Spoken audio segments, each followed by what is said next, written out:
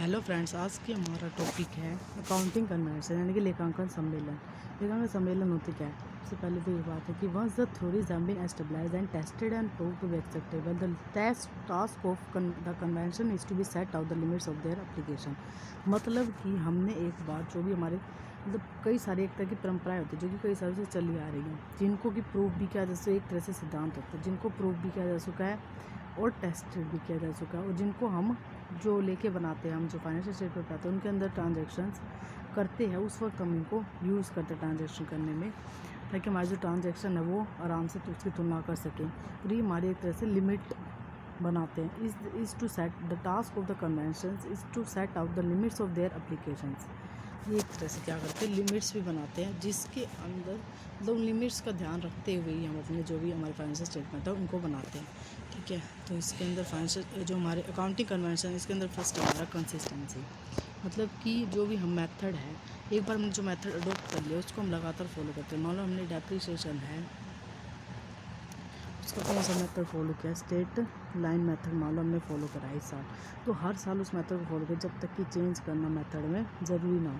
ठीक है, उसके बाद डिस्क्लोजर। सेकंड, डिस्क्लोजर के अंदर क्या है कि all relevant facts concerning financial position must be communicated to user.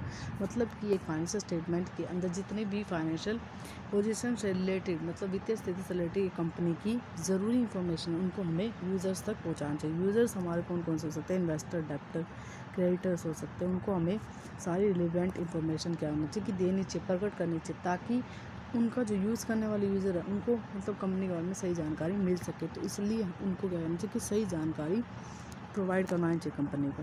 उसके बाद थर्ड है हमारा मैटेरियलिटी। मैटेरियलिटी में क्या है कि कंसर्न विद सिग्निफिकेंट इन्फॉर्मेशन, मतलब कि हमें जो भी ज़रूरी सूचनाएं हैं फाइनेंशियल स्टेटमेंट के अंदर वो सारी की सारी देनी चाहिए। मान लो इसमें क्या है कि भौतिकता के अंदर हम क्या देखते हैं कि इसके मैटेरियलिटी के अंदर हम क्या देखते हैं कि वस्तु को देखते हैं हम। कोई वस्तु कम महत्व की हो सकती है, कोई ज़्यादा की, कम महत्व वाली वस्तुओं को दूसरी वस्तुओं में शामिल कर सकते हैं। तो इसके अंदर हमें क्या करना चाहिए कि जो हमारी वस्तुएँ है, कोई भी वस्तु है वो ज़्यादा पैसे की भी हो सकती है और कम अमाउंट की भी हो सकती है, उसके हिसाब से ही जो अलग अलग कंपनीज़ है वो अलग अलग तरह से उसकी ट्रांजैक्शन उसको रिकॉर्ड करते हैं ट्रांजैक्शन को। ठीक है, तो इसके अंदर हमें क्या है कि वित्तीय विवरणों में सारी जानकारी हमें देनी चाहिए, चाहे वो छोटे महत्व की वस्तु की हो चाहे किसी भी महत्व की वस्तु की हो। मतलब कि सारी इन्फॉर्मेशन हमें, जो भी ज़रूरी इन्फॉर्मेशन है वो सारी की सारी हमें अपने अकाउंट्स में देनी चाहिए। उसके बाद फोर्थ हमारा ऑब्जेक्टिविटी। ऑब्जेक्टिविटी के अंदर क्या है कि unbiased and subject to verification by external expert. मतलब कि जो भी हम लेके बना रहे हैं वो अनबाइज्ड होनी चाहिए, उनमें किसी तरह का पक्षपात नहीं करना चाहिए, अपनी तरफ से कोई गड़बड़ी नहीं करनी चाहिए, और उनको वेरीफाई करवाना चाहिए जो एक्सटर्नल एक्सपर्ट होते हैं उनसे, जो कंपनी के अकाउंट्स को किससे वेरीफाई करना चाहिए, चार्टर्ड अकाउंटेंट से वेरीफाई करवाना चाहिए जो कंपनी के अकाउंट्स है, ताकि उन पर कोई भी ऑब्जेक्टिविटी ना उठे, ऑब्जेक्शन ना उठा सके कोई भी यूज़र है जो उसका कि भाई ये इन्फॉर्मेशन गलत है कि सही है। ठीक है, उसके बाद हमारा फिफ्थ है stable monetary unit. Stable monetary unit के अंदर क्या है कि द इंडियन रुपी, मतलब कि एक बार जो हमने मॉनेटरी यूनिट डिसाइड कर ली कंपनी के ट्रांजैक्शन के लिए, जैसे इंडियन रुपी डिसाइड कर ली, तो हर साल उसी को ही फॉलो करें, मतलब स्टेबल होनी चाहिए, वही उसी यूनिट में हमें ट्रांजैक्शंस रिकॉर्ड करनी चाहिए और करनी चाहिए। उसके बाद सिक्स्थ हमारा कंजर्वेटिज्म और प्रूडेंस, मतलब when the doubt choose the solution that is least likely to overstate net assets and net income for the current period।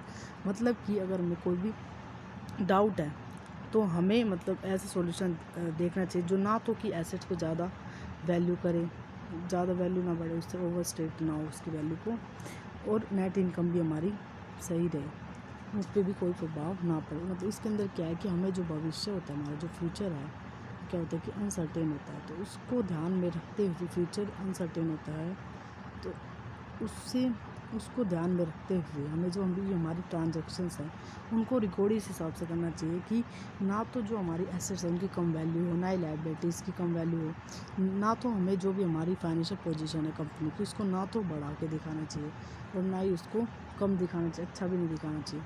मतलब उसको जैसी वो है उसको वैसा ही दिखाना चाहिए इस सिद्धांत के अंदर। ना ही हमें एसेट्स को कम वैल्यू पे आंकना चाहिए, कम वैल्यू पे उसकी वैल्यूएशन करनी चाहिए, ना ही ज़्यादा वैल्यू पे करनी चाहिए।